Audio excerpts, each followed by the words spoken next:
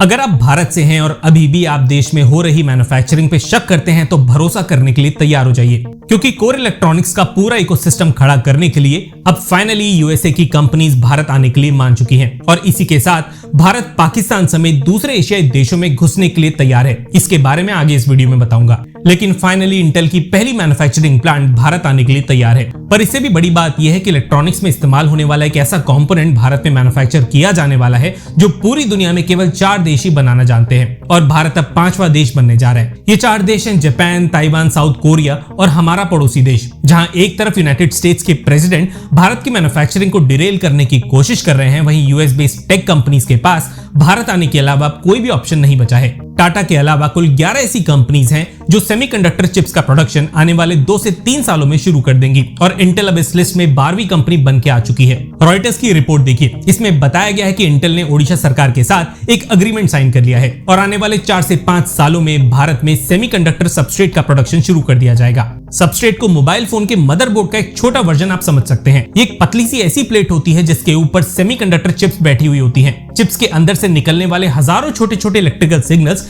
पहले सबस्ट्रेट पर आते हैं और फिर सबस्ट्रेट उन सिग्नल्स को मदरबोर्ड तक पहुंचाता है। मतलब सबस्ट्रेट चिप और मदरबोर्ड के बीच एक ब्रिज की तरह काम करता है। भारत में आज तक इसका प्रोडक्शन नहीं है और जिन भी सेमीकंडक्टर चिप्स का प्रोडक्शन भारत में शुरू होने वाला है, अभी तक उनके लिए सबस्ट्रेट भारतीय कंपनी ताइवान या साउथ कोरिया से लेने वाली थी। लेकिन इंटेल ने सेमीकंडक्टर इंडस्ट्रीज की परेशानी भी दूर कर दी है और इसका सीधा मतलब यह है कि भारत में बनने जा रहे इलेक्ट्रॉनिक्स में और बड़े लेवल का इंडिजनाइजेशन दिखने वाला है।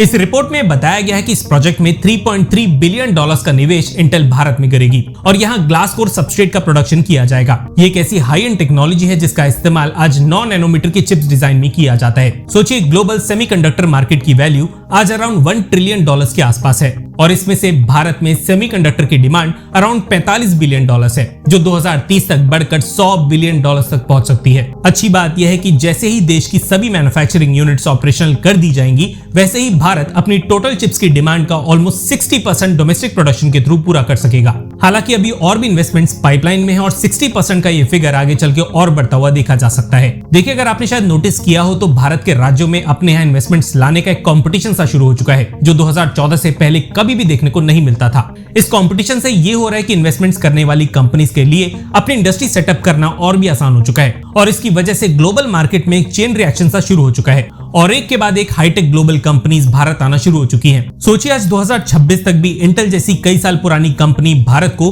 केवल एक कंज्यूमर या टैलेंट हब की तरह देखती है, लेकिन पिछले कुछ सालों में पैटर्न बदला है और इलेक्ट्रॉनिक्स के अलावा ऑटोमोबाइल, एविएशन और स्पेस इंडस्ट्री जैसे सेक्टर्स में भी कुछ काफी बड़े प्लेयर्स ने भारत में कदम रखा है और ये लिस्ट अब न्यूक्लियर एनर्जी तक बढ़ चुकी है। देखिए, वो दिन ज्यादा दूर नहीं है जब पाकिस्तान जाने अनजाने भारत में बनी चिप्स और सेमीकंडक्टर का इस्तेमाल कर रहा होगा। एग्जाम्पल के लिए पाकिस्तान जापानीज गाड़ियों का काफी बड़ा कंज्यूमर है और इन सभी जापानीज कंपनीज के मेजर पार्ट्स और कंपोनेंट्स अब भारत में प्रोड्यूस होने लगे हैं। इनफैक्ट टोयोटा, होंडा और सुजुकी जैसी कंपनीज जापान में स्थित अपनी प्रोडक्शन यूनिट्स के लिए भारत से पार्ट्स और कंपोनेंट सोर्स करती हैं। फिलहाल इलेक्ट्रॉनिक चिप्स का प्रोडक्शन भारत में नहीं है और इसी वजह से ECU, सेंसर्स और बैटरी मैनेजमेंट चिप्स ये जापानीज कंपनीज भारत से सोर्स नहीं कर पाती। पर जैसे ही भारत में सेमीकंडक्टर का प्रोडक्शन शुरू होगा, वैसे इन पार्ट्स की सोर्सिंग भी भारत से शुरू होगी और कहने को पाकिस्तान भले ही जापान, इंडोनेशिया या किसी तीसरे देश से गाड़ियां स्पेयर पार्ट्स इंपोर्ट कर रहा होगा, पर उनमें भारत से सोर्स कंपोनेंट्स का इस्तेमाल किया गया होगा। इसके अलावा जर्मन कंपनीज जो एक काफी बड़े लेवल पे पाकिस्तान में प्रेजेंट है, ये कंपनीज तक भारत को एक बड़ा मैन्युफैक्चरिंग बेस बना चुकी हैं। ये साफ है कि आगे चल के इन जर्मन कंपनीज के प्रोडक्ट्स में